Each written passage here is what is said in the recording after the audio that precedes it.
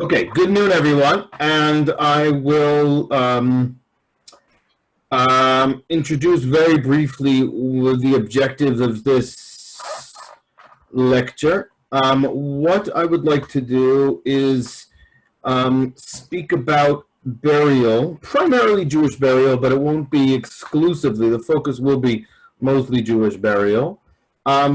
And when I say from Abraham to modern times, is that I'm going to go not through a comprehensive view. That would take much more than the time we have allotted today.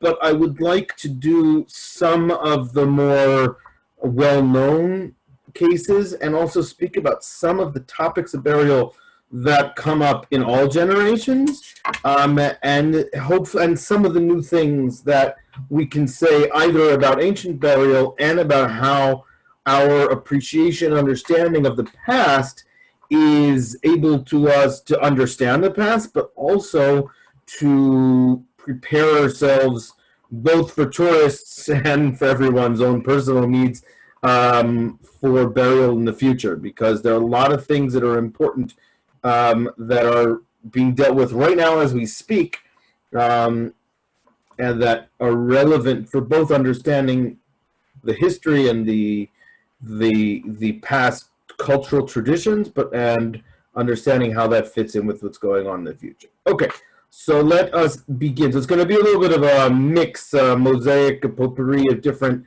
top things from different time periods, but I think it will be something that we'll get. I'm going to try at the end to bring it all together into understanding general ideas about burial.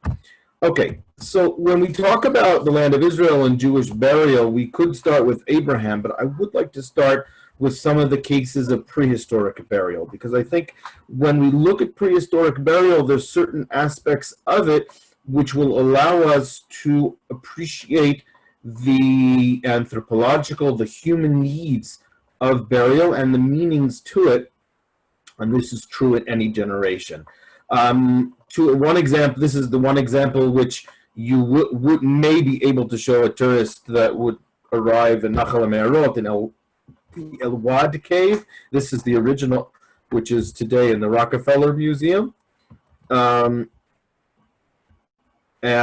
one of the very exciting excavation in prehistoric archaeology, not too well known by many, is being done by Lior Grossman in what's called Nachal Chilazon, right outside of Carmiel. Chilazon Tachtit, it's called. And they just found an amazing burial with an abundance of turtle shells and all kinds of very interesting signs that they wanted to give even more specific cultural understanding to it. And this is a more Neolithic burial in Jericho. Motzah, they're finding also Neolithic burials. And so what can we say about prehistoric burial? I think that one of the things that we have to say is that burial, when you find burial, what is the difference of burial and just finding the remains of a human skeleton, is where burial means that somebody at the end of their life was placed in a spot for a very specific reason, and this is again, and to be either protected and available to be visited. Now, what we have to realize is this is a very important stage in human development, because it represents a one of the early features of sedentary life, of a society which is no longer a hunter-gatherer society that is moving around from place to place, but rather one that is more or less in one place. Like in Jericho would be one of the earliest examples. The Natufian and the Neolithic villages of Jericho are some of the earliest and longest. I mean, Jericho was probably inhabited in a similar type of society for, could be upwards of 5,000-6,000 years. It's unbelievable the amounts of time that we're talking about. But when we have burial like this, when most usually in fetal position, but not only. What does it mean? Now, there are many different, as I said, well, just to finish that point, is that a hunter-gatherer society may bury, but if they're continuously on the move looking for food and looking for shelter, they're not necessarily going to have the ability to go back to that original grounds, and therefore it wouldn't be something that would be considered important. But once you have that, this is a very important sign in the development of human history. That aside, we find other elements like the Neolithic mask, whether this is a forgery or not, I'll let other people argue, but we do have many from the Neolithic periods, and we have the actual skulls themselves. Now, what you'll normally see in literature is that these were the cult of the forefathers cult, or a grandparent. What would it mean is that when a person dies, they would be considered in some form to remain in the world of or near the world of the living, and you would want to be close to them. And so the earlier burials of this type are ones that are either right next to the home, in the case of Elawad, right outside of the cave, and this might be at a time when others in that their similar cultural group would be wandering around, but they were lucky enough to be in caves and therefore developed this the interest in placing the loved one nearby.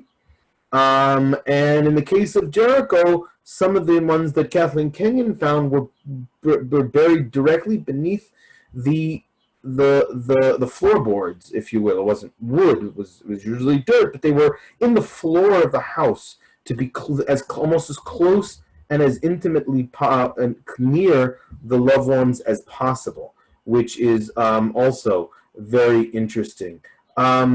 So what we can say is that from a very early time in human history, there was an appreciation of burial as having the dead nearby and having connected to the family. Again, there's so many different variants of it that I'm not going to go into, but you're going to see where this is going to come up when we go into the next features, because we're going to see as burial develops, the eventual the outcome of burial today is it's like this amalgamation, this combination, a very complex combination of many different themes that we've picked up, of course, of many different generations. And it's not one or two things, it's a multiple, this very complex picture, and that's what we're going to develop. So we'll start in the time of the Bible, but I want to start in an earlier time period, and that is the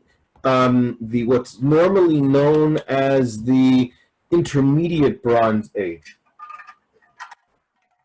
Bronze 4, Middle Bronze 1, it was once called, and we're talking about the time period that immediately precedes Middle Bronze to be the time that is often associated with the forefathers. We don't have too many dwellings from this time period, but one of the very interesting features of the Intermediate Bronze Age are their burials. This is a lesser known burial grounds in a place called Jabal el-Kakir. The two others, which are a little bit more well known, one of them is right here, underneath. When they moved the Holy Land model, they scratched, this is when they moved it to the Israel Museum, they excavated in a salvage excavation as part of the development of the area for the wonderful Holy Land project. And look what they found underneath. They found an amazing tombs from the Intermediate Bronze Age, maybe relating to what they found down below in Malcha, but I'm not going to get into it right now. And here is a case of one of them. What we know of this type of burial, these were shaft tombs that had some type of entry on top, sometimes protected by an additional stone, and then burial chambers on either side or only on one side. Very often it's a single chamber. Sometimes it's two chambers, but that's the IB tombs.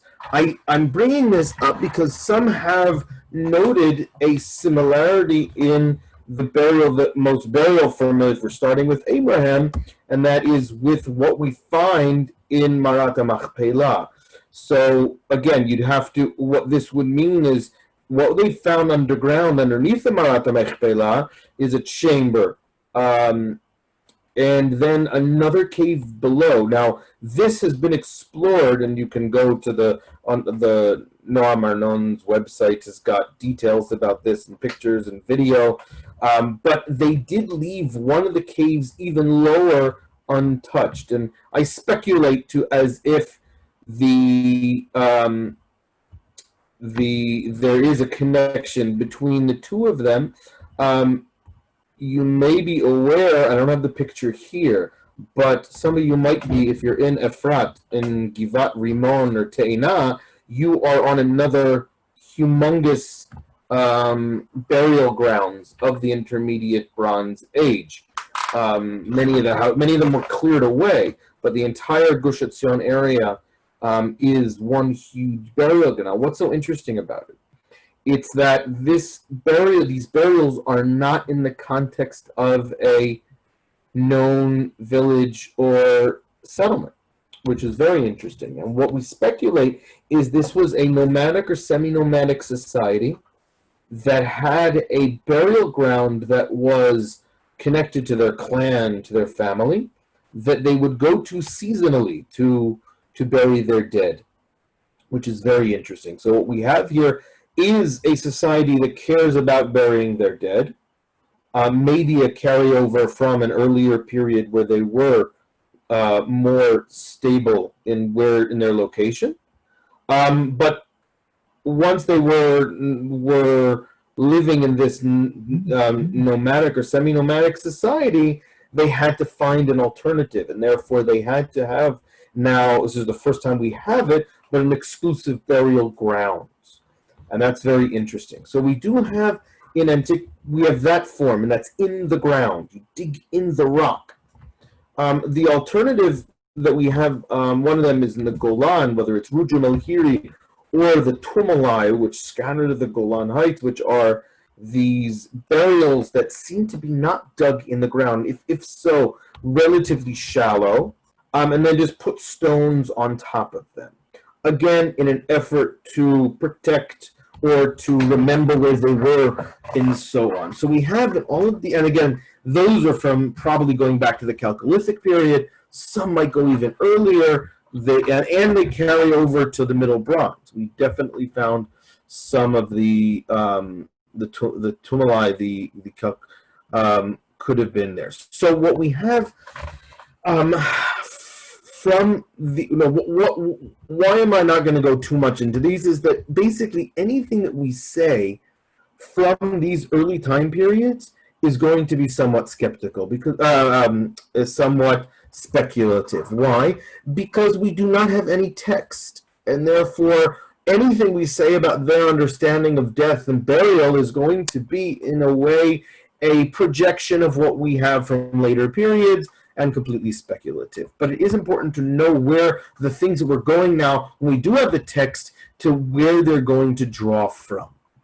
And then we'll start with two very important things. One is that in the time of the Avot, when we talk about the burial, we see that, again, and this is regardless if you consider it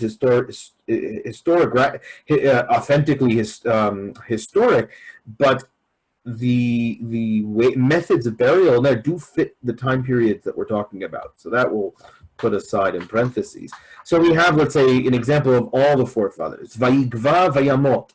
I have two different terms, vayigva and vayamot.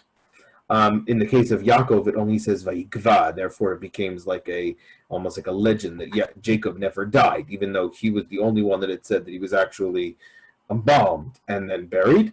Avraham b'seivato, dying at a good ripe old age, and contented, and he was gathered to his kin. Vayasef el amav. And this is a very important way of understanding death, at least in the earlier periods. And we have to try to get rid of anything that we can understand today and go back to them. What does it mean, Vayasef el amav? So firstly, is that burial is of the clan and of many. We can see in the case of Marat Machpelah, we have them all buried. Let's say, it doesn't say they were buried separately, but they're all buried in a cave, and that does fit. It might fit, let's say, the intermediate Bronze Age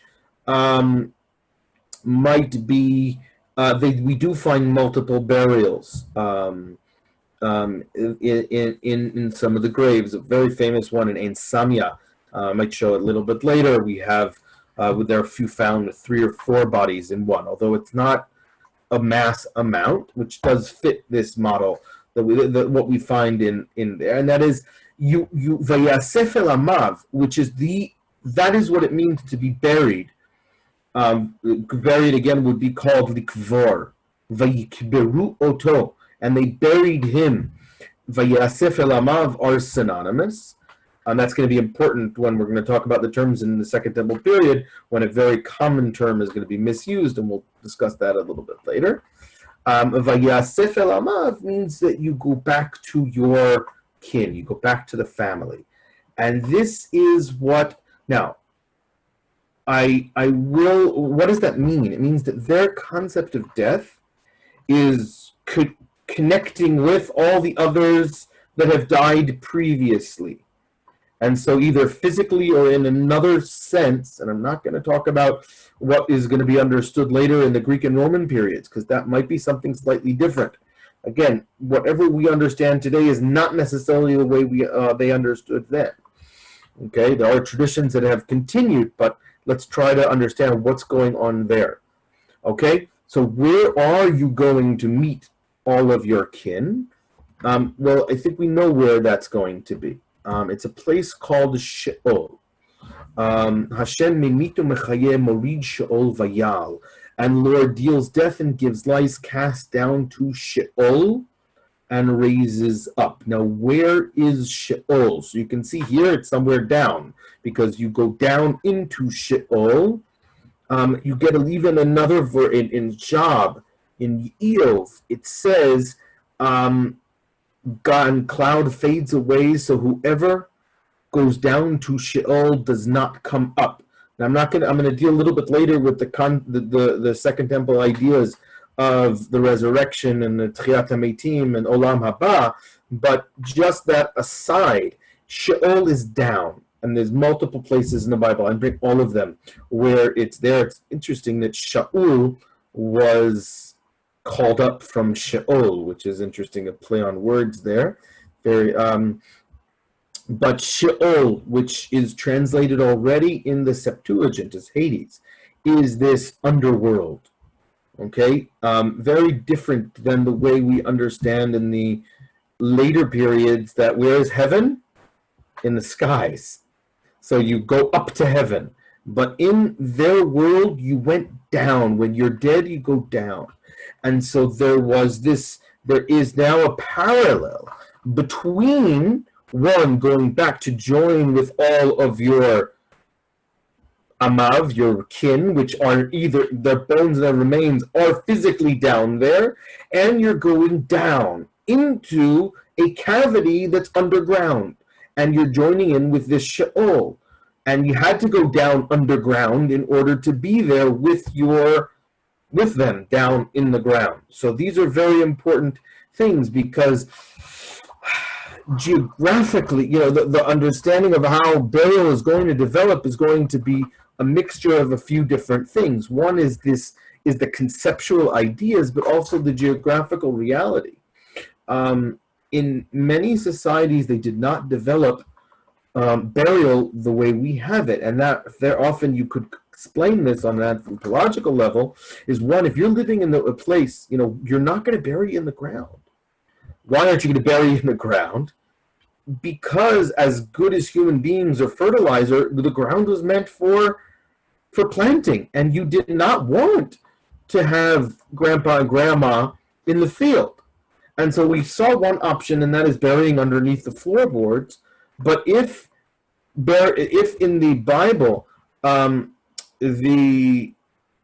there's going to be the taboo or the halakha of tum'ah, of impurity associated with death, with obviously from the societies we've seen up until now, that's not the case. You have to do something else with the bodies. So you're limited. So here you see in some of them, they cut into the rock to get the places of burial.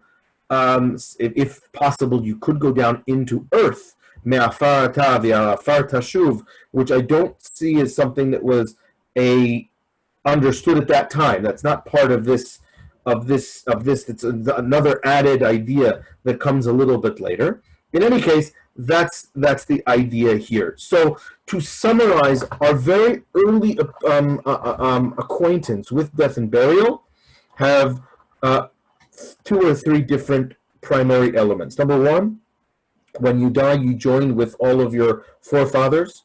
You don't come back, does not come up, and the physical place is underground. It's in the earth or in a stone or in a cavity that's underground, and that's the Sheol. Okay. Kever Rachel. I'll just point out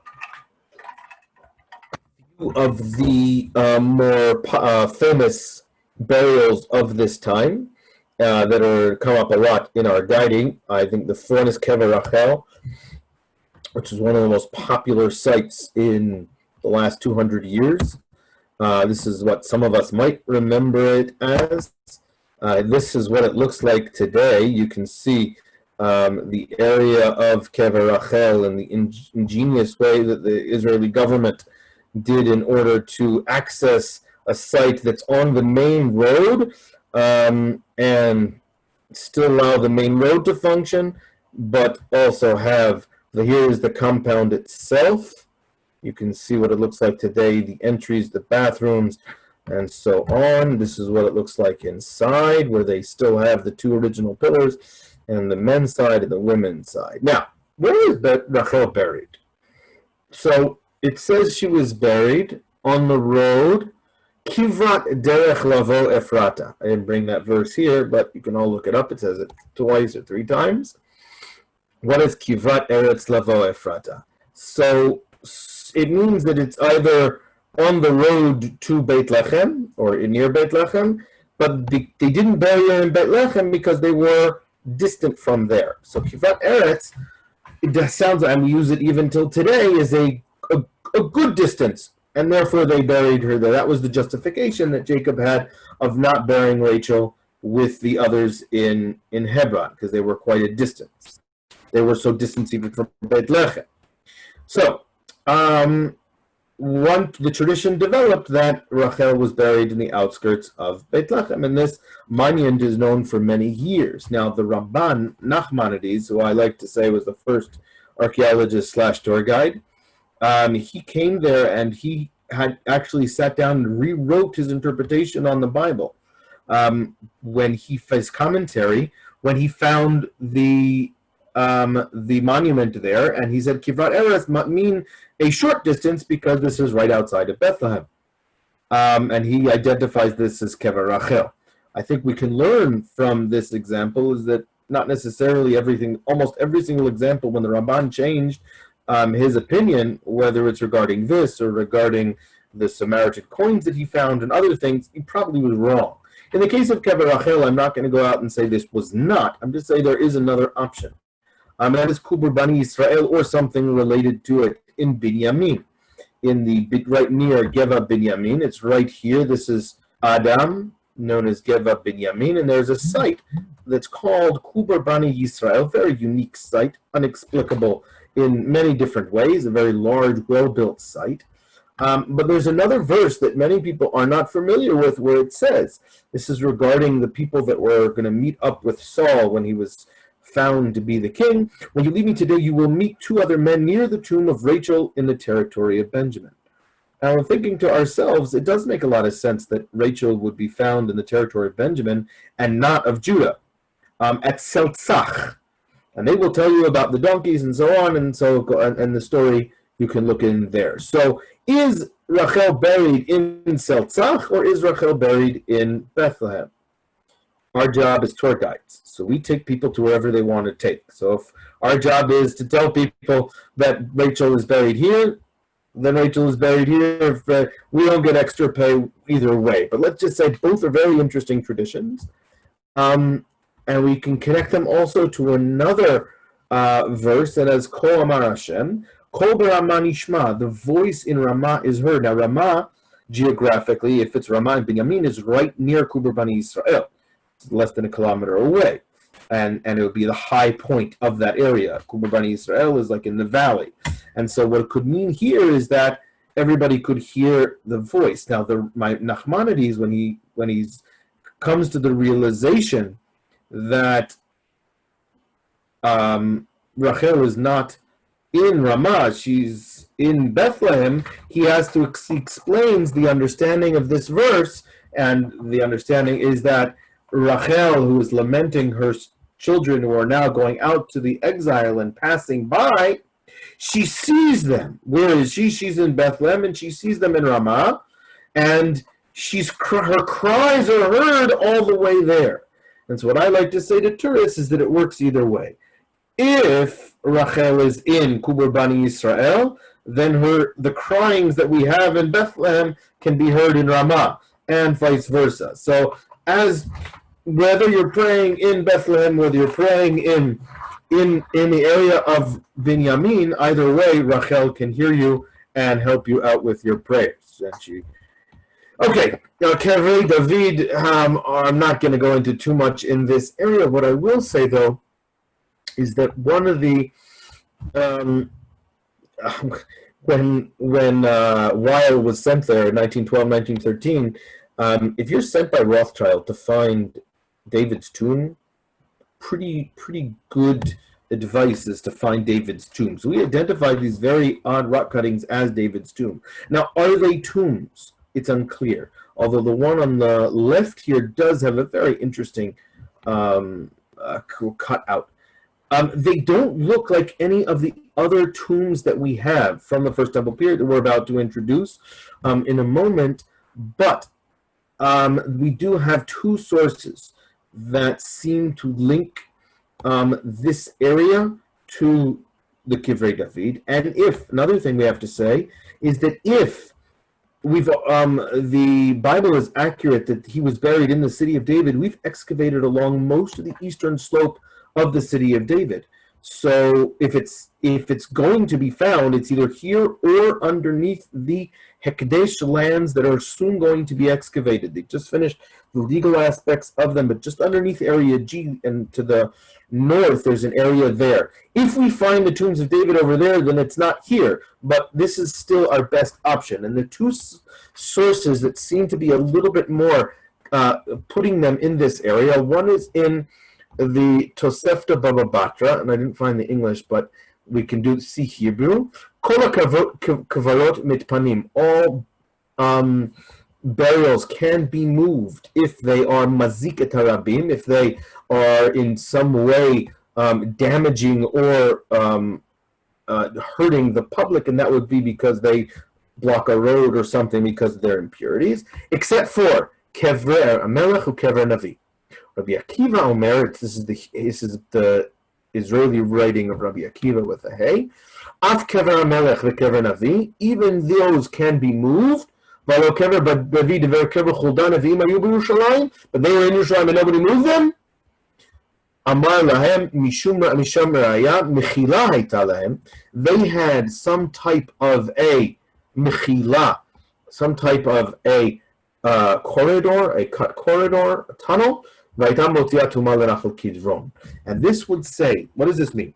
Doesn't mean that David was buried there. It means that there was a known tomb of David during the Second Temple period that was along the Kidron Valley. Whether or not David was buried there, I don't know. We know this site existed from multiple sources, both in Josephus and in the New Testament, and therefore would place it somewhere along the Kidron Valley, which is very interesting. So as I said, it does raise the likelihood. Another is a verse from Nehemiah, where it is listing the different families that assisted in building the walls, and it says that right after steps that go up to the city of David, or right adjacent to it, you have Kivrei David, which would place it probably somewhere along the Kidron Valley, very likely in an area right around here. So there still is a possibility these are Kivrei David. We don't have any positive evidence that they are. But one of my professors that I would discuss this with mentioned that it doesn't look like any of the other burials of that time period. What are the burials of that time period?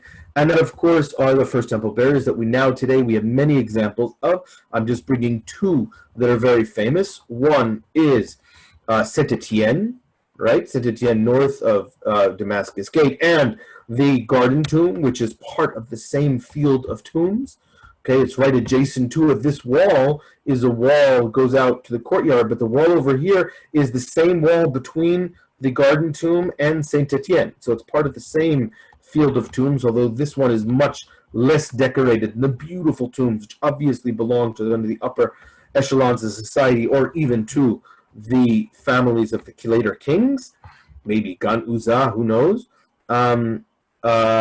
What we can see, well, definitely what was later found by Gabi Barkai, and I'm not going to go into the details here because it should be very familiar to everyone here. This is my course in one of our trips. I always get Gabi to give it to us.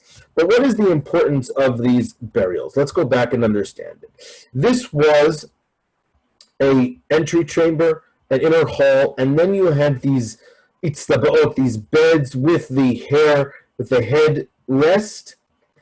The feature that Gabi and Amos Kloner and others talked about of these are caves that are built for burial, is how similar their architecture was to the palaces of that time.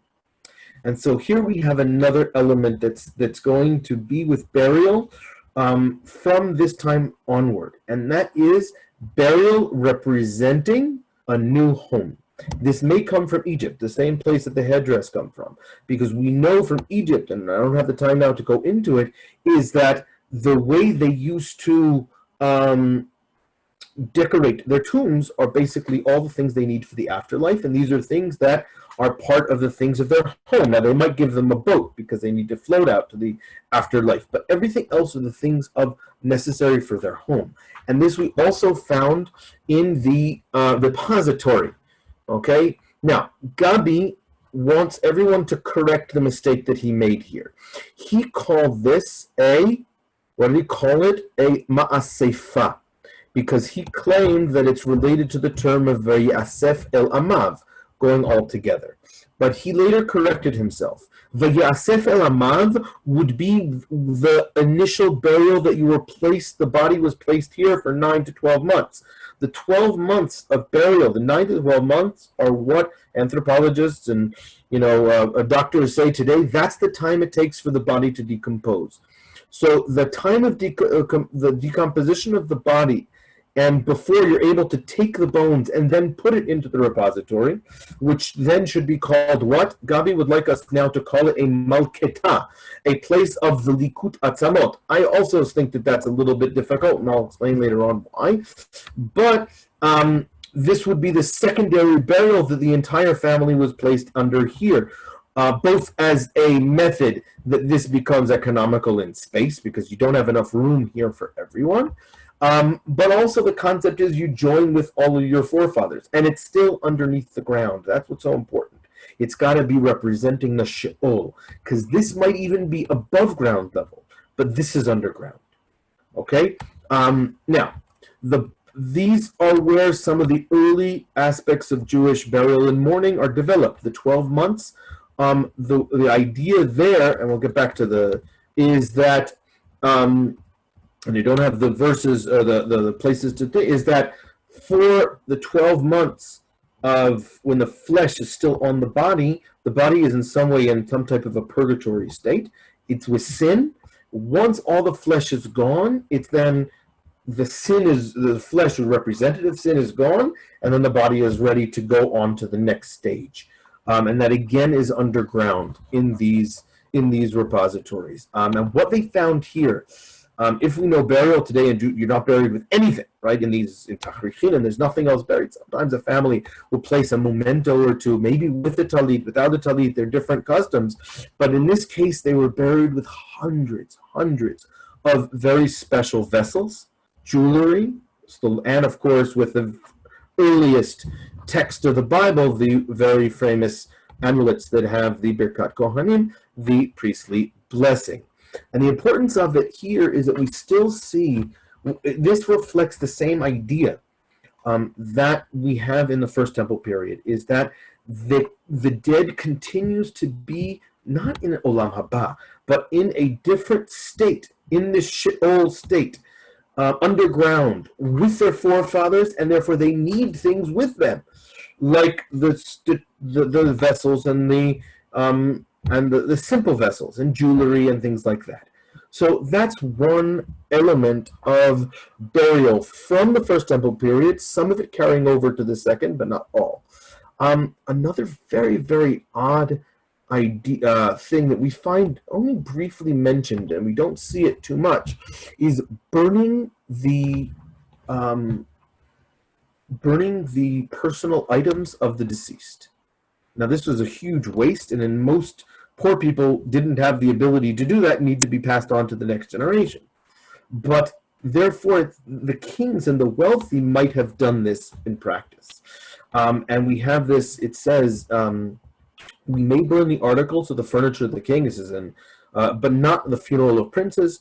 When Rabbi Gamliel the elder died, the Barzilai Onkelos burnt after him more than 80 Tyrian minas, and asked, what is the purpose of doing this? It is written, thou shalt die in peace. With the burning of the fathers, the former kings that were done before thee, thou shalt make a burning for thee.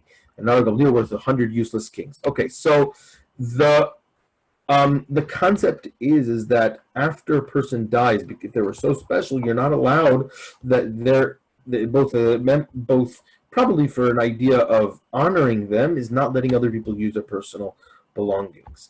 A site that may be related to this, in the south western neighborhoods of Jerusalem, there are about half a dozen of these Rogem.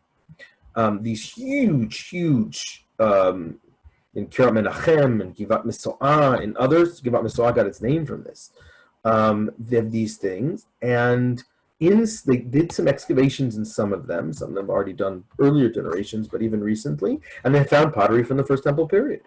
And so one of these suggestions is that these guys, and you'll see it in some of the signs, are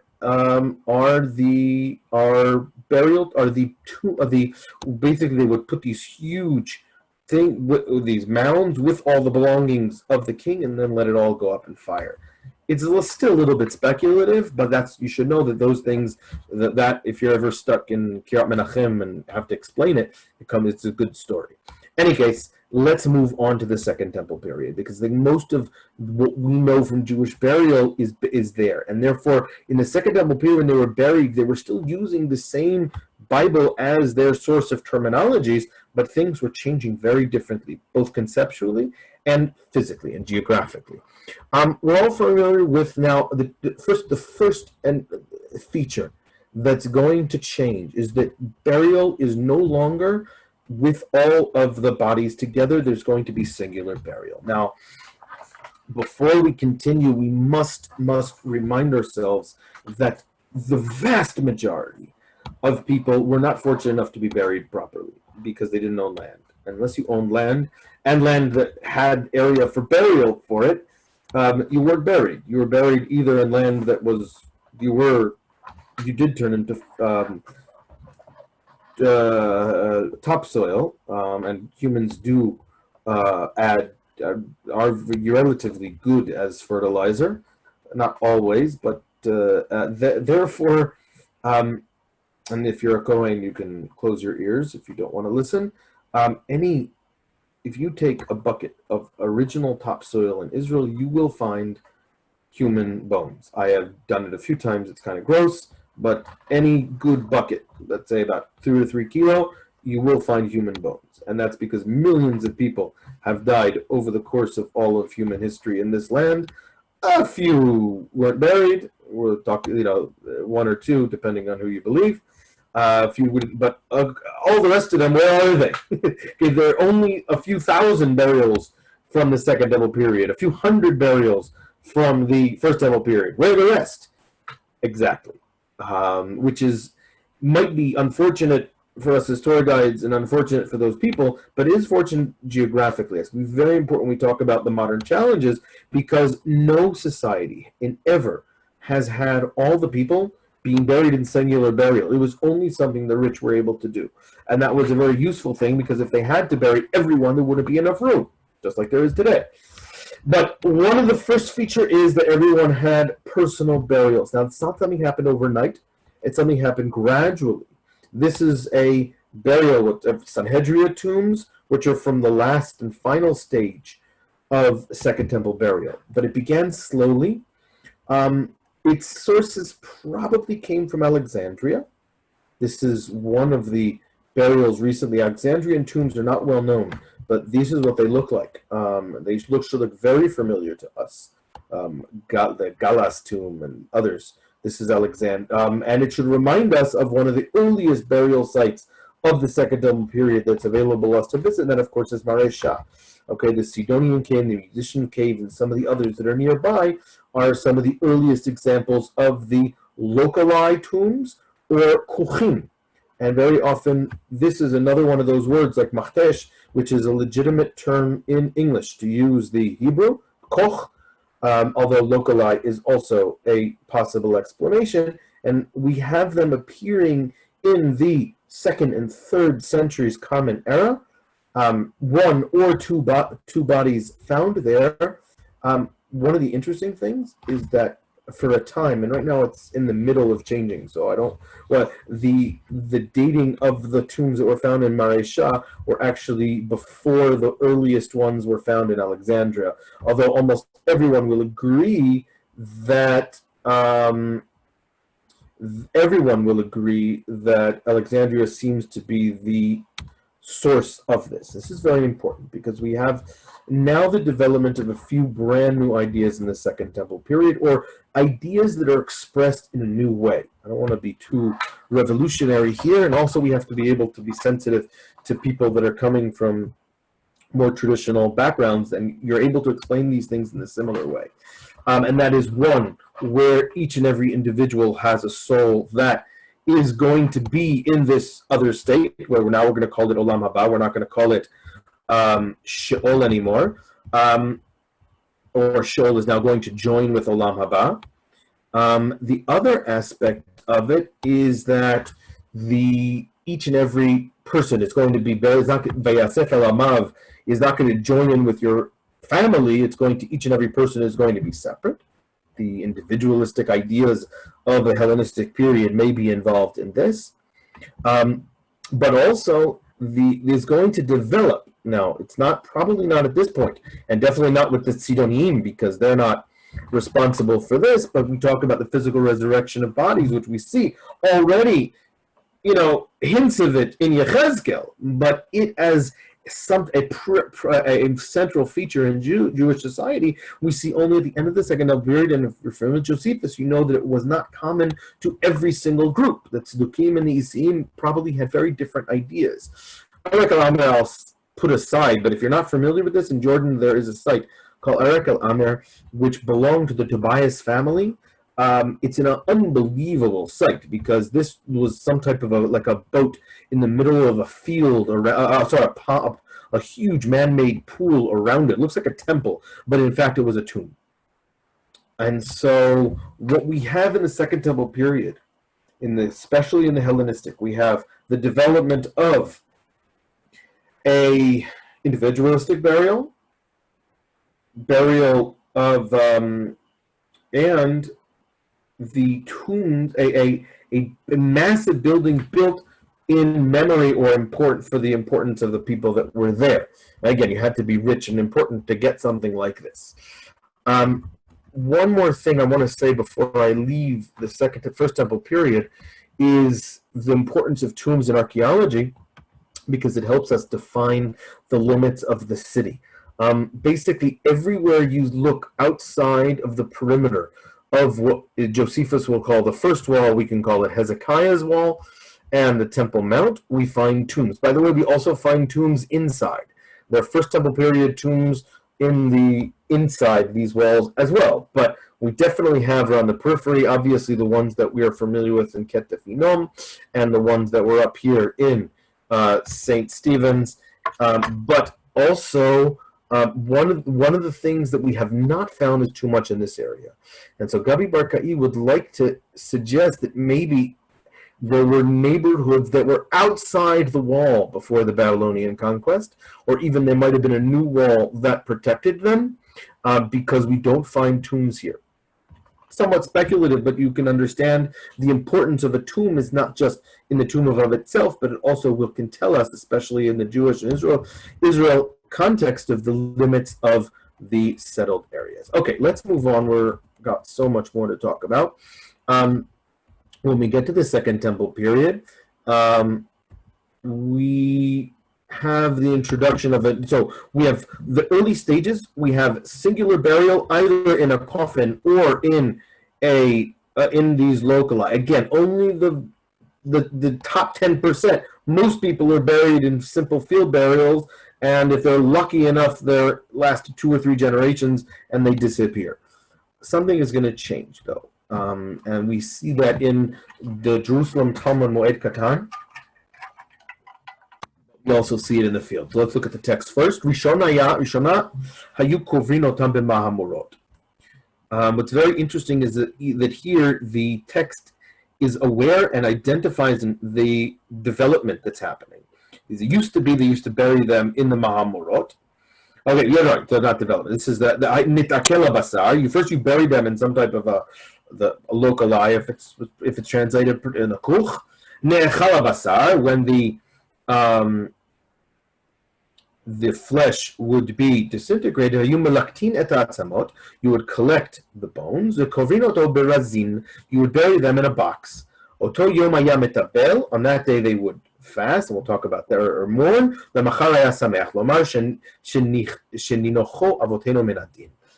they were what's it called? They were absolved from their sin. So right after we see and I had their last example of the Hasmonean tombs, another place of very wealthy people that are known, and possibly a tomb of the Hasmoneans that was found in maybe a specific king. That I'll leave for another time. That was found in north of Jerusalem. We have the new idea of likut atzamot, of gluskemot, of secondary burial. And now, we have no examples of secondary individual burial ever before this time period. What we have in the First Temple period is secondary burial, but that is one to enable another person to be buried on the shelf, on the itztaba, and to join in with the rest of the group. But you're not joining the rest of the group anymore. So they have these boxes, which are the size. The minimum, of course, is the cranium. The width is the cranium and the femur and length. And so you have small boxes for children and larger boxes for adults. And this is often said to be Second Temple period Jerusalem. But and this I mentioned in a previous lecture, but we'll repeat it now very briefly because we're not going to go into too much more detail. In Chachlili's excavations of Jericho, which is a very important Second Temple period burial site, she found that the gluskemot are only from a later stage in the Second Temple period. The earlier burials are all either simple locali and coffin tombs, but not the gluskemot. The gluskemot, otherwise known as ossuaries, are introduced to this area in the second half of Herod's rule, which means that it's very possible, and this I've suggested it, and again, I'm not going to go into the details of it, that they are part of the new styles of culture that are adopted by the wealthy of Jerusalem and the middle class of Jerusalem in trying to do something new. What new was going on? So Rahmani had suggested that these were prushim, and they're the ones that want each and every individual bone to be separate so that they could all rise from the dead. And that would have to be the Prushim, because the Prushim were the only ones at this point that were believing in the physical resurrection of the dead. And it could be that the later Prushim would adopt the ossuaries because of this advantage. But what I think another option which could be just as useful is that these, not necessarily Prushim, Tzdukim, or there, but they're the wealthy, and they're doing it in order to have something as similar as possible to the funerary urns of Rome. In Rome, as we're going to discuss shortly, the primary method of burial was cremation, and that's probably one of the best ways to economically store the dead. And of course, in Judaism, cremation was not considered to be something that's acceptable. The body was not considered holy, but it was supposed to be not touched. You're supposed to have hakarat hatov, you're supposed to give tribute to the body after it's dead and not injure it in any way.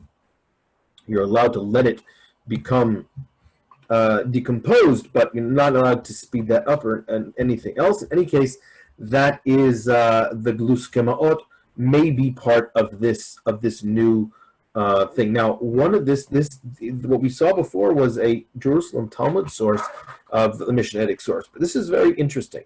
This is a Mishnah in Moed Katan that says, Rabbi Meir, man may gather a father and mother's bones since it was joy for him. Rabbi Yossi, it is mourning for him. So we have an argument from the Tanaim. This is the generation, 2 generations after, like right before Judah the Prince, Rabbi Meir and Rabbi Yossi, students of Rabbi Akiva, who argue about whether or not the day of Likud Atzamot was either happy or sad. Now, you could say how would you have such an argument? I would say one of the explanations to an argument like this is we have a newly introduced custom. With a custom that goes back 500-600 years, you could have alternate traditions, but a possible explanation is that this was a newly introduced custom in the time of Herod, and it's one of the reasons why it eventually disappears. After the 3rd and 4th centuries Common Era, ossuaries completely disappeared. So it was accepted because these were the upper classes of Jerusalem. It lasted for about 300-400 years and eventually disappeared. Both in the north and in the south, they found examples of these ossuaries, but it did not become a major element, a good alternative. Secondary burial was accepted, and it is legitimate archaeologically. This is very important when we talk about modern options. But it was not overwhelmingly it could be because of a very simple thing, and this is a very important one, that it's very difficult to exhume body emotionally. So if you don't have to, if you're allowed to bury in a coffin and you have the ability economically to, we can all understand the advantages of it. So if you can have a family tomb, you don't have to move grandpa in order to put the dead children or the dead parents or whoever needs to go in that spot. You wouldn't. So think about that in that way. Okay, let's continue. Let's move along, because there's so many more things that we can talk about. We found some very impressive people on ossuaries. We found one that had the name of Simon of Kyrene. We have another one that mentions, that could be related to Hanan, the high priest, the son of the high priest, Ben HaKohen HaGadol. This was found north of Jerusalem. This wasn't an ossuary, by the way. This was a sarcophagus. This was a huge stone coffin. This, if you're not familiar, is in the continuation of the Kidron Valley, just on your right, just underneath, beyond Hakal Dama. You have this, and if you go inside, you see this. It's beautiful. In any case, this was this, and they can reconstruct it as possibly the tomb of Hanan, the high priest, at the end of the First Temple period. Okay, Second Temple period, we're going to move on. Again, I'm not going to go through the monumental tombs that you all are familiar with, and I want to add just some very basic things about the burial here. One is the concept of nefesh and kever, and we'll get to that a little bit later, because we have now a divergence of the usage of the matzeva, of a tomb, not just to signify where the body is, but also to, in some way, be the memory of the soul of the person that deceased with the body. Before I do that, though, I want to talk a sentence on Qumran. Qumran, if you're familiar with the site that's right here, almost larger than the site itself are the cemeteries, which is this entire area here, and these four fingers that go out from the four korkar fingers, almost like a hand. So you can sort of imagine a hand here. There's another finger here that's where you have lunch. Okay, so you can walk through it. That's the next finger is the visitor center. This is what it would look like. Okay, if you don't know what you're looking for, just look off. It does almost look like there's nothing there, but you can see they have these long burials here, and then you can see one. And over, if you look carefully, you can see about 40 of them have been excavated. So it looks like what there is an empty hole, and next to it a dump of dirt. And what they found are these shaft graves. Don't confuse them with the shaft tombs of the early intermediate bronze. And most of them follow a pattern like this. And these were 4 different variants. Okay, a simple one, and they going off to the side, but with these stones that covered them at the bottom. Not at the top, but at the bottom. And there's speculation that it's possible that these stones at the bottom were in some way to eliminate the possibility of the tum'ah, to impure anybody going over. If you know the halachot of tum'ah, it doesn't really work that way. You need an ohel tefach. I'm not sure exactly what it was. In any case, this is what we found in there. Now, there was a little bit of debate. Could this be Qumran? Were there women in Qumran? There's so much else we can talk about right now. I just want we found in other sites around the country, particularly similar types of burial, like the one in Beit Zafafa. You can see it here. You can see some of the shaft tombs that are here, shaft graves. But here's where you have to be very careful, because initially the excavators here identified this in Second Temple period. They found a piece of an ossuary here, and they found some pottery and a few coins, and they thought it was Second Temple period. But recently, and it's really right near this is also Beit Zafafa, just nearby, which is definitely Second Temple period. That's 100%. But it looks like this was Roman. That the ossuary was in secondary use, but this is Roman, and this is a very common Roman form of burial. So you have to be very careful when you're talking about shaft tombs. Not all shaft tombs are the same. This particular one seems to be unique to the group of Qumran, and it could be that it's seen more in Jerusalem. And we know they were, but the particular one in Beit Zafafa doesn't seem to be that it was used as it is seen burial site. Or it could be that other groups of Second Temple period Jews had similar types of burial. That is something else we may be entertaining. Because again, we're talking about a group that doesn't necessarily have the same ideas of physical resurrection. But they do have the concept of burying deep in the ground, going back to Sheol and the Bible and the importance of that, and the existence of the body, the importance of the body even after death, which is common even if you don't believe in a world to come, and even if you don't believe in the resurrection of the dead. These things continue culturally from the generations before, and as much as they adopt all kinds of other things in Roman culture, see Yadin stuff of books of the sons, the lights and the darkness, cremation is taboo, unacceptable, and that is never accepted at any time period amongst the Jewish communities. We see similar types of Roman burial, let's say in the Ashkelon Barzilai hospital, which became very famous after they found, like when they were excavating there, which is obviously pagan. They found even some cultic items there, but I'll leave that for another time. Another famous tomb is the Jesus tomb. I'm not going to talk too much about that. They found ones with basically scratched on them all the names. This is in the area of today Arnona, Talpiot.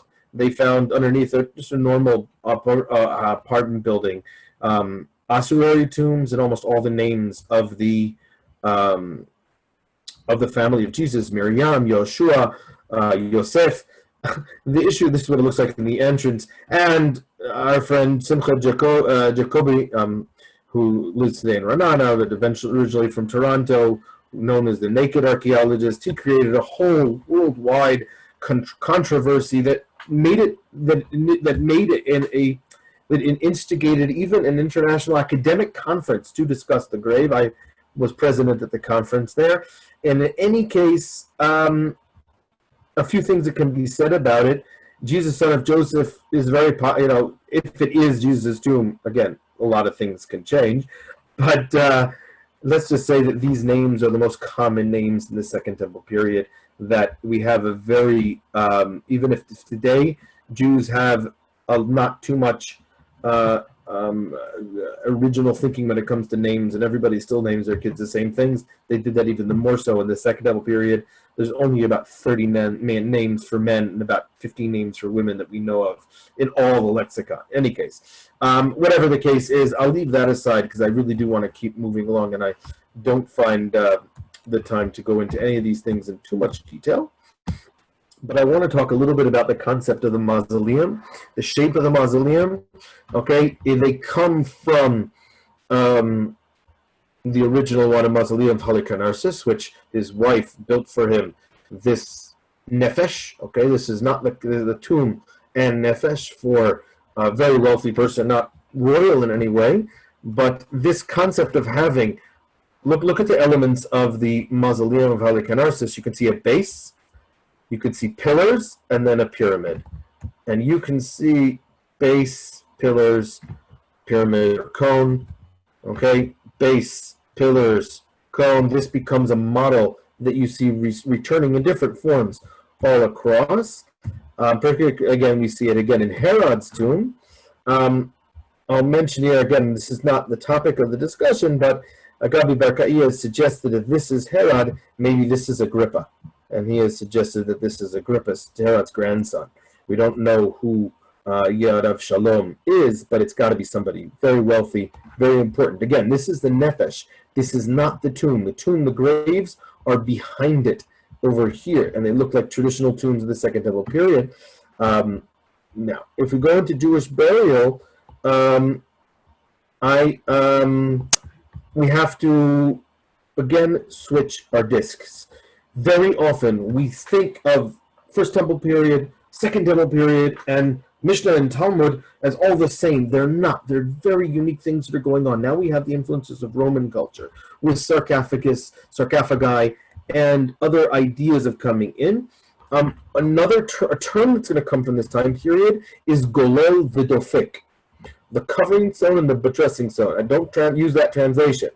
What are the golel v'dofek? We think the golel is this, okay, and stimata golel is when it's over. Golel meaning something you can roll.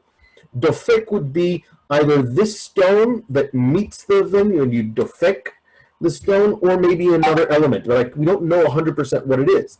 But all of our traditional commentaries, whether it's Rashi or this is Siftei Chachamim, Perush on Rashi, which are normally found in the open field. A golel is the board that's placed over the casket, and the dofek are the walls. Now, that's that is their definition halacha today. Okay, according to Jewish law, the mourning begins when the stimat golel, when the rolling stone closes this, and basically when the kever is closed. So if you're following what I've said up until now, what's the kever? What is the tomb? Is the actual cave.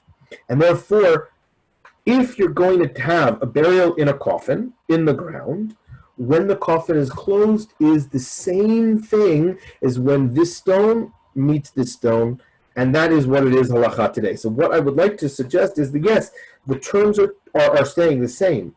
The terminologies are staying the same, but the physical reality is now changing, because no longer are you're going to be buried, not always are you going to be buried like this. Now, when the Jews started to leave the land of Israel and relocate themselves in other places, so whenever they could, they tried to bury in the ways that they were recognizing from the Bible and from the Mishnah and the Talmud, but not always was that available to them. They knew you weren't allowed to cremate.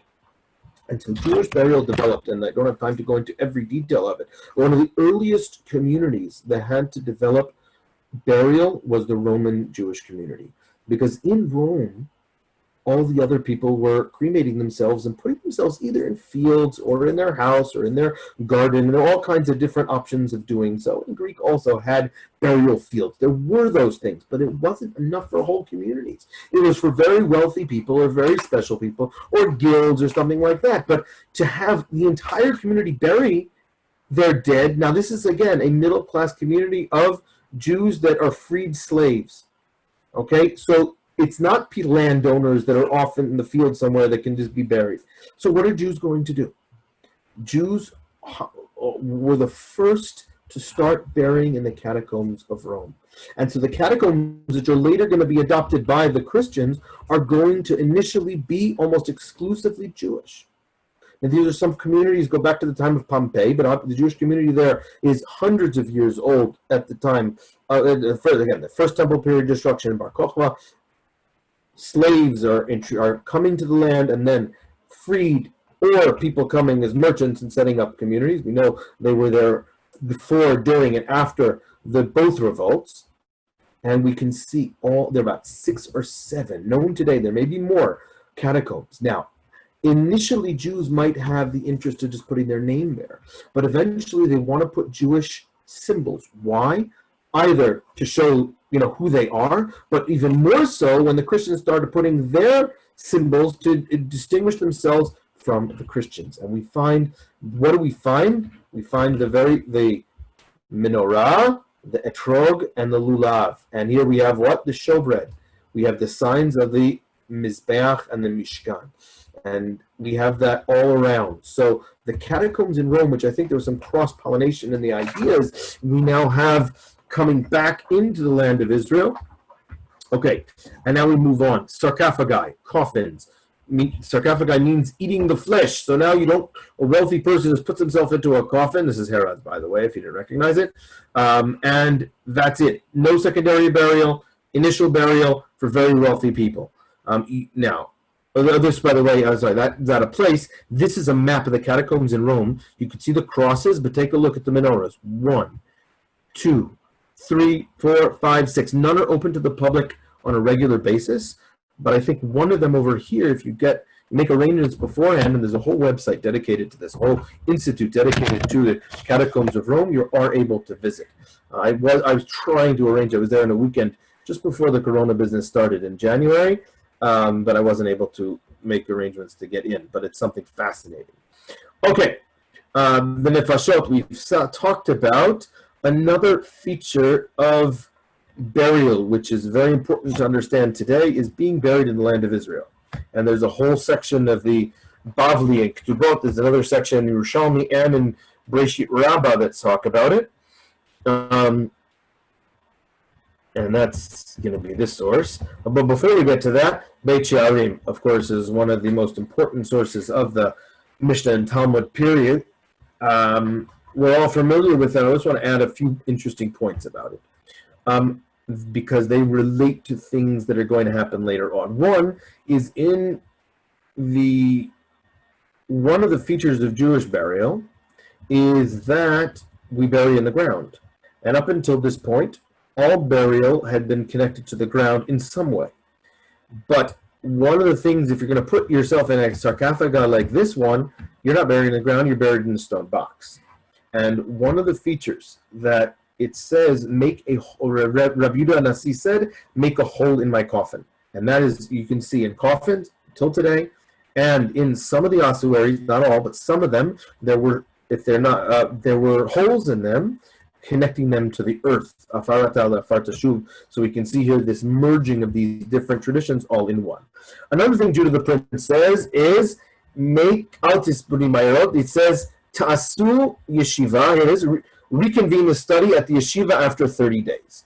So a basic understanding is hoshivu yeshiva la'achar 30 yom, meaning have 30 days of mourning, whatever, but afterwards make sure that you continue. But a better explanation is where should the yeshiva be? If this is your tomb, just above. And right above where he's sitting are these steps that were cut into the rock. Very possible that this is where his students were instructed to sit, whether he told them to or not. Maybe they understood it on their own. And this would be where the place of the nefesh. And that's very interesting because we said the rabbis later will say, Ein osim nefashot letzadikim. We don't make a nefesh for tzadikim. Toratam he. So if a normal nefesh would be the pyramid on top of the tomb and this colonnade, in the case of Judah the Prince, it was the actual yeshiva students that were studying his word above. I like to take groups up there and learn Mishnah above the nefesh. That, I think, was the ideal of Judah the Prince. But from the time on, you can see one of the amazing things of the Beit She'arim burials is how much of the Roman themes were adopted. And this should be what we should be clear of. In all Jewish communities we find, from here onwards, we have Jews burying with some of the basic features that will be consistent with what we saw up until now, but each and every community will adopt things from the burial around them, whether it's in France, Germany, or whether it's in Brooklyn today where you see all the Russians with their portraits, which is, you can see it in Beersheba and Ashkelon as well. Things like that, which aren't necessarily core mourning practices, are gathered up from around. But I want to focus, again, some of the more well-known things are, but another feature of Beit She'arim, which is stressed there but should be even more explained, is that we have dozens of people that are brought there from neighboring countries, not just neighboring cities, but neighboring countries. It looks like it was not just anyone, but rather the very, very wealthy that were enabled themselves to be buried in the land of Israel. And that is because, number one, if you're buried in the land of Israel, which you can see here, where is it? Oh, I typed too much here. Anybody buried in the land of Israel, your sins are atoned. Okay? If you're buried in Israel, it's like being buried underneath the altar. Now, don't worry. If you're buried in Chutz La'aretz, right, it says that there will be underground cavities, mechilot, that will all that you'll roll in until you get to the land of Israel for physical revival. However, what's the secret of this is that, you can go to any post office and see this is true, Jews do not want to wait in line. And therefore, no Jew wants, if you have enough money so you don't have to wait in line with everybody else behind you, you want to be one of the first people in line, and therefore you're going to be buried either on Har HaZeitim, they're the first people in line, or maybe in Tiberias. So there were two rabbis who were in Tiberias. It's a few different traditions of exactly who they were. They were in Chutz Latveria. They saw one of these bodies, not to Beit She'arim, but to Tveria, that were being brought to Tveria. Amar Rabbi Rabbi Eliezer. It was not Rabbi, it was somebody else. In the Yerushalmi text, there's a different rabbi mentioned. Mahu ilu zeh. What good is it, this Yatsa Nishmato Bechutz La'aretz, that his neshama, his spirit, is so left him in Chutz La'aretz, uvali kaver Israel.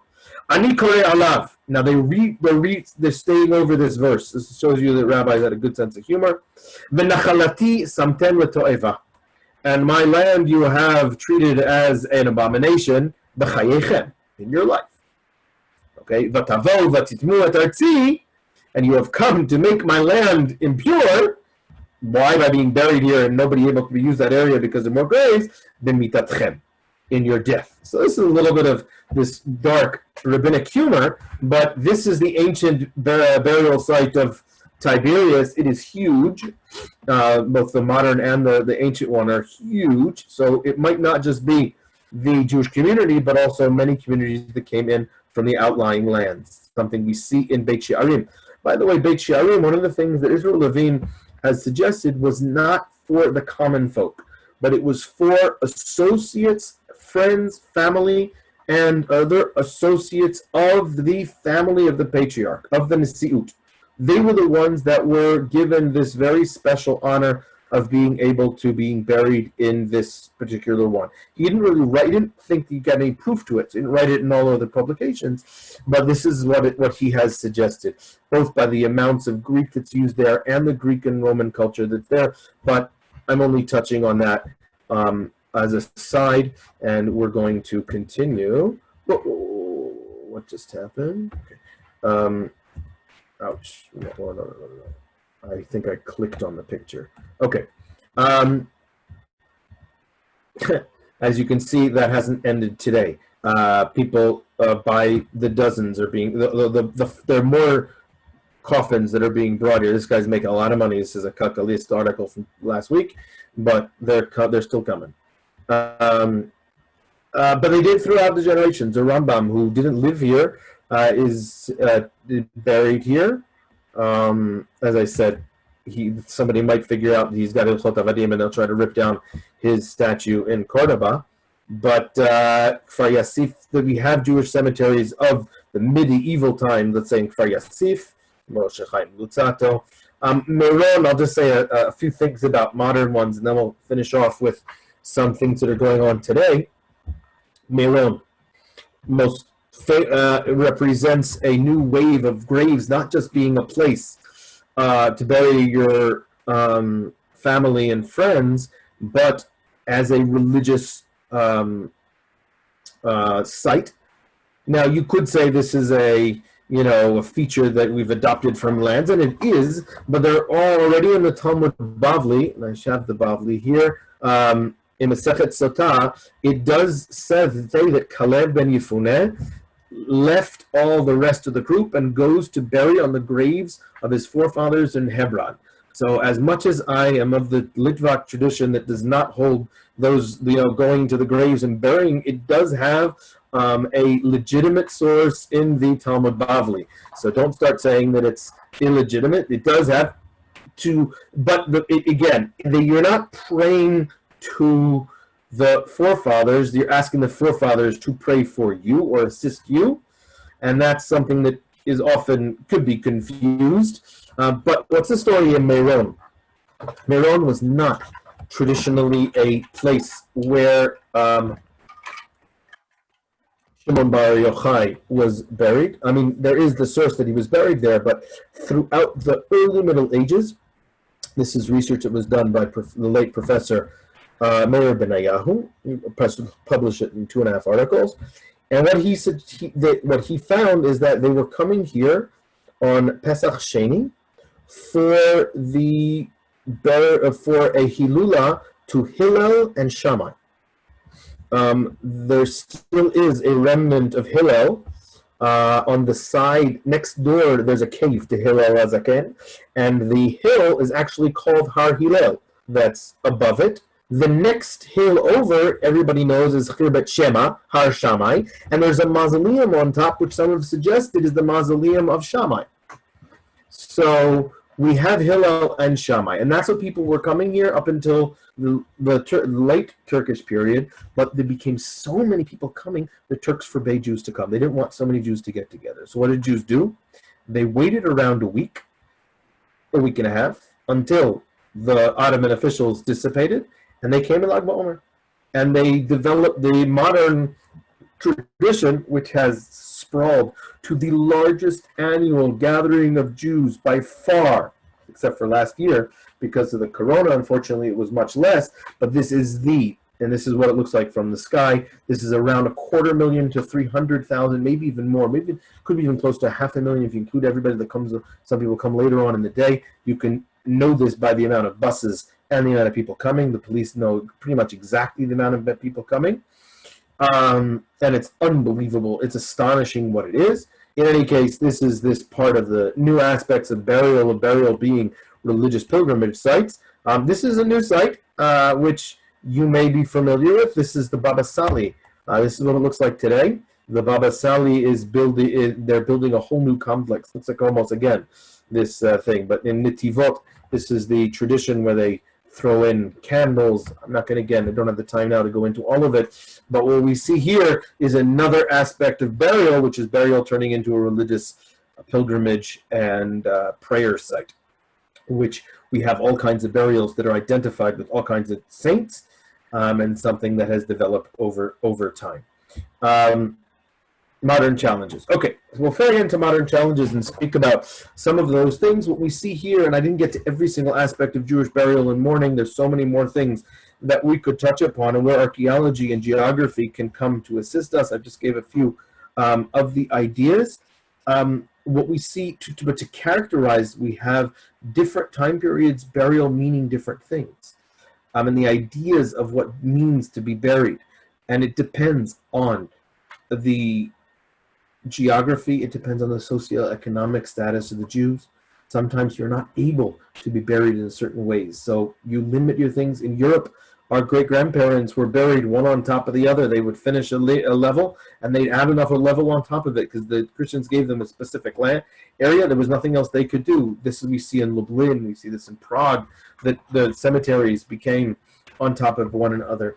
And the burials meaning, again, adopting local traditions and traditions from the outlying cultures.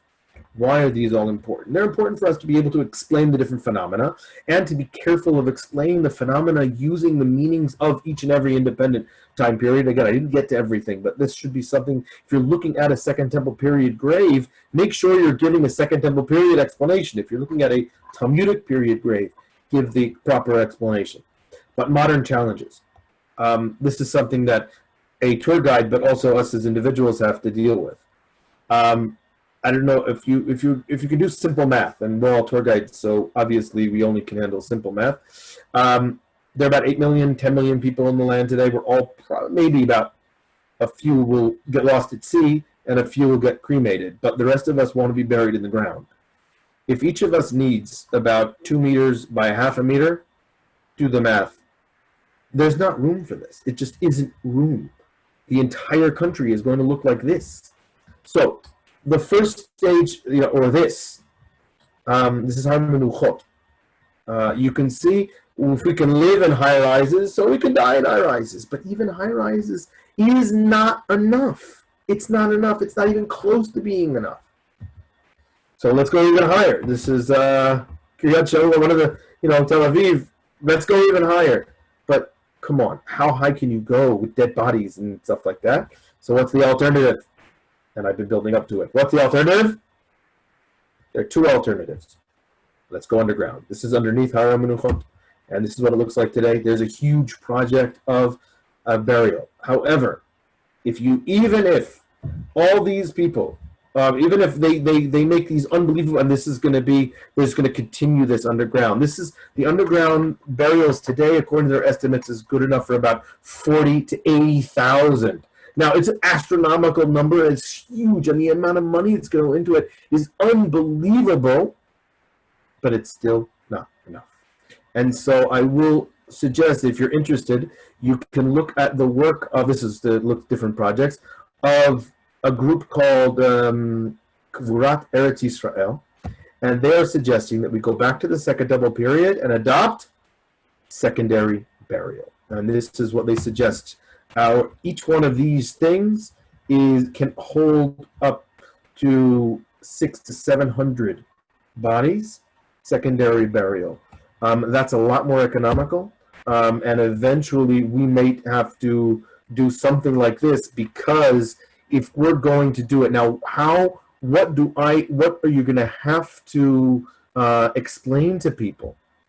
One is that people, and you should know, these guys, and I've been to a few conferences where we talk to them, they're worried, these rabbis, that people, first of all, it's going to be difficult enough to convince people to be buried in things. But to be able to be buried in Likut Atzamot, not each person getting its own cubicle, but, let's say, it'll be a third less space, or even a fourth less space to do it to be put into a box over into this building like this. Again, it's a legitimate Jewish practice. It was done. It's in all the sources. It was there. It maintains all the different ideas. And what I've established here, again, I didn't go through all the details, is that the concepts of burial have changed over time. They have adapted to each and every individual in the different lands. So we are no longer willing to all go in to one grave together with our grandparents and our parents, even though that also could be suggested. We all want our individual burials, want to know where we are individually, want to be next to our wives or not next to our wives, and so on. But I think that we're going to have to, but I think the concept of one, you can see this area is going to be all underneath the ground to perpetuate these ideas that begin with our original ideas of being near your parents, right? That goes back to prehistoric times, through the concepts of Sheol, through the concepts of being away in the other world, Golel Dofek, on the other side of this area of Tum'ah, and this area outside of, behind the wall, the other side of the wall, separated from the Yishuv, outside of the society, and so on, that we picked up throughout all the generations, we're able to do it. So burial, unfortunately, is something that we're all going to have to deal with at one point or the other. As tour guides, it's something that I think we have the ability to connect almost every society to. I mean, there might be ones like from the Far East that are very familiar. Indians are very comfortable with the concept of cremation. We can understand the geographic advantage to cremation. Like, imagine, they don't have to worry about a burial of the 1.5, the billions and billions of Indians, and it's a much more, economical way of dealing with it. But the eventual, there are all kinds of other crazy ideas that are out there, putting trees on top and things like that, which are not going to be accepted in Jewish law, but we're going to have to, just like in any other of the many issues of the ecological system that we have to deal with, both the halacha, ecology, and the Chevra Kadisha and human society have to sit together and figure out how we are going to be buried, not in prehistoric times, but in future times. Okay, see if we have, I know that a lot of people had to go and leave. Hopefully they'll be able to make it up. I see that we still have a handful of people. Thank you for listening on. If there are any questions, comments, clarifications, I'll be happy to deal with that right now. So you're more than welcome to unmute yourself and see. I'm just going to check chat to see if there's anything. Okay, that deserves thing. Okay, so anybody have anything? More than happy to. Asher, this was great. This was very interesting. Done very well and very informative. And you left me with a lot to think about. Yeah, it's just food for thought. By the way, I am in the middle of a doctorate on burial with Barzilai. I probably will continuously be in the middle of this. I had to get a real job eventually, and did not have the ability to finish it. So so for me, feels good to be able to use some of what I have researched. What got me so interested is a cemetery which is not open to the public. It's in Beit Guvrin, not in Malaysia, in Beit Guvrin. And what it has there is Christian and Jewish burials based on the symbols in the same municipal cemetery, which is very, very interesting. Some have suggested that these were Judeo-Christian communities, but I think the basic understanding is they were willing to live next door to one another above ground, they were willing to live next to one another below ground. And even if halacha might say something a little bit different, they were able to have, let's say, maybe their own areas in underground, and this being acceptable, which is fascinating. I think socially this has a lot of meaning too. So my research is the burial of the different communities that lived in southern Israel, south, let's say, of Route 1, is more or less, all the way down, not including the Nabateans, during the Byzantine period, from Bar Kokhba until the Arab conquest. And it's fascinating because it does have the ability to answer all kinds of regional questions of who's living there, Jews, Christians, pagans, other, and it's fascinating. Ashkelon. I'm just curious, according to Jewish theology, once, let's say after the 30-day period or after even a year period, does the kever have any sense of I don't want to say kedusha, but significance? Yes. A kever is important for eternity. Okay, it's not pag tokef. Okay, even basically, as long as the body is there and there's a matzeva and the people have a memory of it being there, a Jewish tomb houses the body. And our Hakara Hatov. Basically, in order to explain it to in lay terminology, the Jewish relationship to the body is a relationship of gratitude. The body housed the soul, and now we have to have gratitude to the body for forever, and you cannot do anything now. One of the things, therefore, every single, Masechet Shkalim talks about how Beit Din had to go out and reassign, make sure that all the graves were away from, and everything had signs on them, so people knew where they could go and where couldn't go, because obviously there were graves everywhere. Some poor people would just bury themselves. A meit mitzvah, a person that dies along the way, is konet mekomo. He buys that place forever. And that becomes a grave. But I think one of the things that we've seen is that as long as that there are places where eventually the memory and the physical nature of the tomb eventually disappears.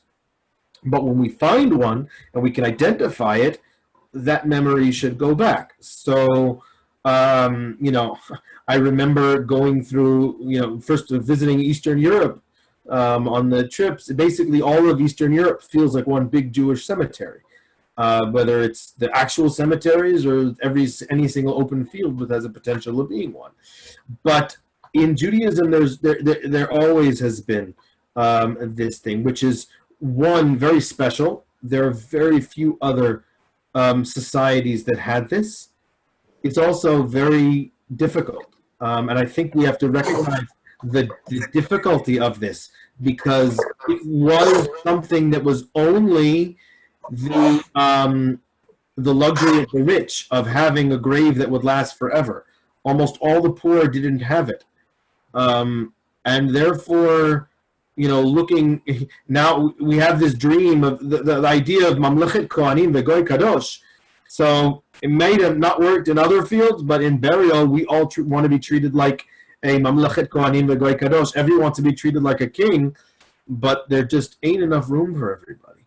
And I think everybody should realize that, as long as you're in Israel, we don't have to wait in line like all of our relatives in Chutz La'aretz. They get the back of the line, but it's really not going to make that much of a difference. And we should be not selfish enough that we need, 2 meters on 1 meter and this, I got it. It's, we have to, and I think I will say that in another 100 years, it's going to be inevitable. I think that we all go to secondary burial in the minimalistic, in the smallest box possible. Okay, which is going to be a tiny little thing. I think even Qumran Eretz Yisrael is going to overdo it. Think about it. Think about the amount of space is needed. It's simple math. Even us tour guides can handle it. It really is you go into Kiryat Shaul today or Segula or Har HaMenuchot, and it's like endless. And everybody should live on Mea Ve'esrim. And as I said, except for a few that are lost at sea, one or two, and a few of the people that are going to be cremated against Jewish tradition, it's going to be crowded. So we have to figure out. But what I think is what we can do as people that understand, appreciate history, to our guests, whether coming from Chutz La'aretz or not, encourage them. They can stay in Chutz La'aretz and stand in line. We don't need any more of them here. As I said, we can repeat that. You can say it cynically, but I've said it to groups that I know were the types of people that are going to be on a plane coming here. My grandfather, Alav Shalom, he was the head of the Zionist committee in the Zionist group of Ohio State in 1948. Wasn't particularly, actively Zionistic most of his life. But after his good friend ended up coming here in a box, he said, "I'm coming here on my 2 feet," and he made Aliyah for the last 8 years of his life. So Ezra here has helped his final resting place in Kfar Etzion. But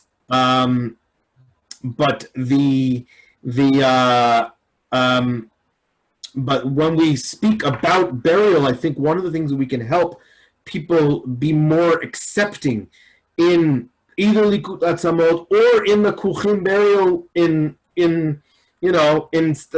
stacked up one on top of the other, is that it legitimately is ways that we were buried, not just average people, but even the rich people were buried in this way in the Second Temple period and even after. So these are things that I think it's going to take people culturally a few years to be able to be willing to do these things with full-heartedly, not just because it's the cheapest way. Yeah. Asher, do you know when they're starting to sell those underground ones? Because I know they have. No, they're almost ready. If they haven't started, they're almost ready. I do help the Chesed Shel Emet and Ramban community that I'm a member of. Thankfully, we haven't been called too much. Mostly, it's just moving chairs, but it's something that I think burial is something that it really does relate. Every single person's got to think about it at some point in life. You don't want to think about it too often, but it's something that's very fascinating. Again, going back even to the prehistoric periods. Is it a segula for long life to purchase it in advance? You have to ask grandmothers about that. I don't have. There are a few grandmothers here. I think they have the authority on skulas.